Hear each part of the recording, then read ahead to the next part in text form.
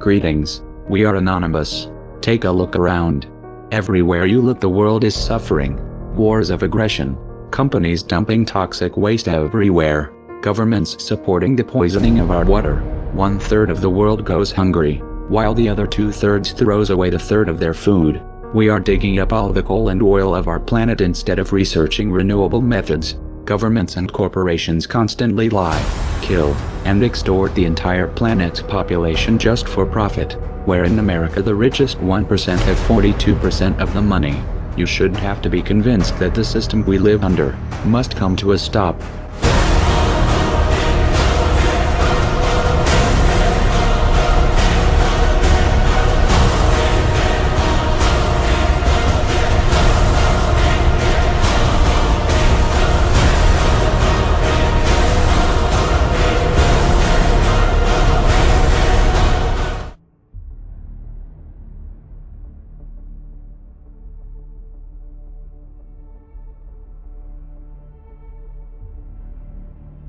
This is just a game to them, a game which is rigged in the most extreme ways, where they cheat at any given opportunity. It is a game in which the majority do not even know they are playing, working only to serve the pockets of the criminal banking cartels. They have created a psychological prison, where the prisoners are not even aware they are locked up. We live under a system in which the wealth is sucked from the poor, then given to the rich, where people actively harm others on this planet in the pursuit of profit. They have orchestrated a huge redistribution of power, purely for more control, but shrouded under the banner of justice. Massive surveillance, data collection of every citizen, hundreds of billions of dollars spent every year on the military-industrial complex, huge bailouts to the bankers, very few people controlling excessively large amounts of media corporations, in turn controlling the information we get, the funding of both sides of the wars, again only for profit and power. For those who are paying attention, this is of no surprise. So do you have any second thoughts about pulling all ground troops out of Iraq? You know what I just find interesting is the degree to which this issue keeps on coming up, as if this was my decision.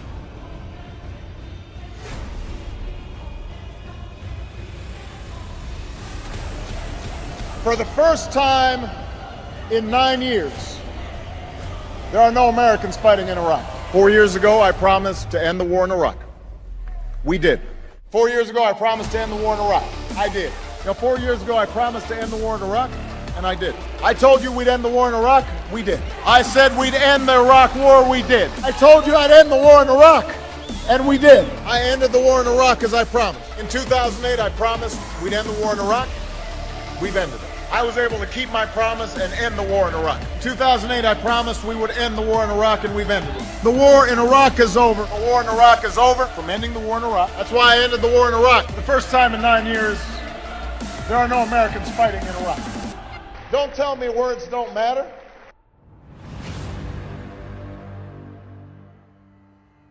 January 17, 1961. President Eisenhower warned the world of the impending threat posed by a disastrous rise of misplaced power involving the military-industrial complex. 3 months later, President John F. Kennedy would make an address before the American Newspaper Publishers Association, emphasizing the need for a free and independent press, making it clear that censorship and the act of covering up mistakes is unacceptable, especially in what's supposed to be a free and open society. Nevertheless, over 54 years later, it's clear that while some circumstances have changed, the same warnings still very much apply. The unfortunate and honest truth is that the very censorship and misplaced power the citizens were warned about 54 years ago, we're seeing occur today in the present. When the warnings of the past are ignored, history is doomed to repeat itself. To be fair, we had helped to create the problem we're now fighting. How? Because when the Soviet Union invaded Afghanistan, we had this brilliant idea that we were going to come to Pakistan and create a force of mujahideen, equip them with Stinger missiles and everything else to go after the Soviets inside Afghanistan.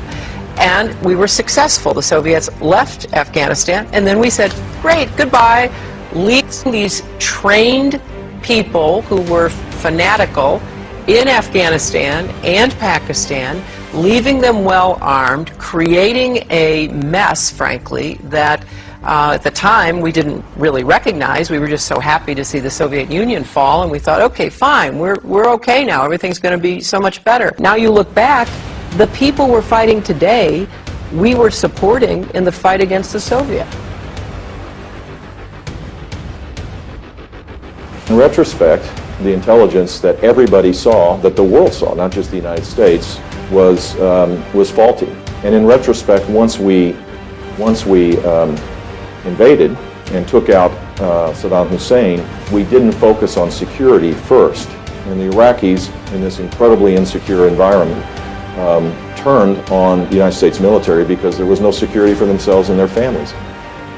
Those damn Iraqis, once we invaded, tried to fight back.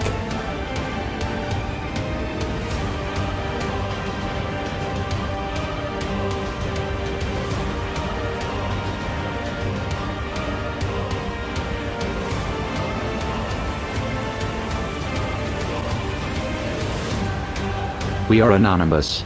We are legion. We do not forgive. We do not forget. Expect us.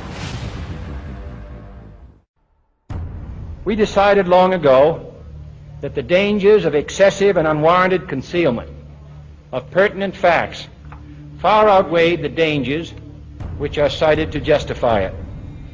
And there is very grave danger that an announced need for increased security will be seized upon by those anxious to expand its meaning to the very limits of official censorship and concealment. That I do not intend to permit to the extent that it's in my control. For we are opposed around the world by a monolithic and ruthless conspiracy that relies primarily on covert means for expanding its sphere of influence, on infiltration instead of invasion, on subversion instead of elections, on intimidation instead of free choice, on guerrillas by night instead of armies by day. It is a system which has conscripted vast human and material resources into the building of a tightly knit, highly efficient machine that combines military, diplomatic, intelligence, economic, scientific, and political operations. Its preparations are concealed, not published. Its mistakes are buried, not headlined. Its dissenters are silenced, not praised. No expenditure is questioned, no rumor is printed, no secret is revealed. You felt it your entire life, that there's something wrong with the world. You don't know what it is, but it's there, like a splinter in your mind, driving you mad. It is the world that has been pulled over your eyes to blind you from the truth. What truth? That you are a slave, Neo. Like everyone else, you were born into bondage, born into a prison that you cannot smell or taste or touch. A prison for your mind.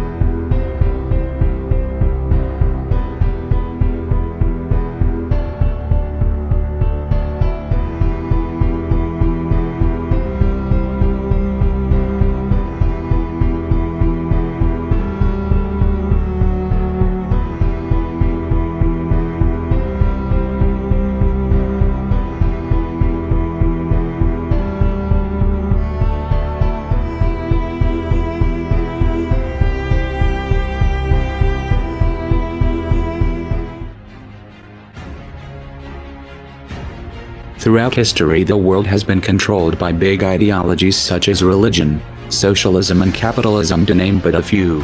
These are all forms of slavery that have stopped our evolution and removed our freedom. Anonymous see these ideologies for what they are: systems of control. The time for change is now. No longer shall the people be oppressed by corruption. In case you are blissfully unaware of who we are, let me tell you this. We are not just a person. As people die, we are an idea, and ideas are immortal. We are justice, and justice cannot be silenced. We are the ones governed by no law. We are the ones who do not beg for justice to take its course. We are the ones your parents warned you about. We are the voice of the silent in the eyes of the blind. We are Anonymous.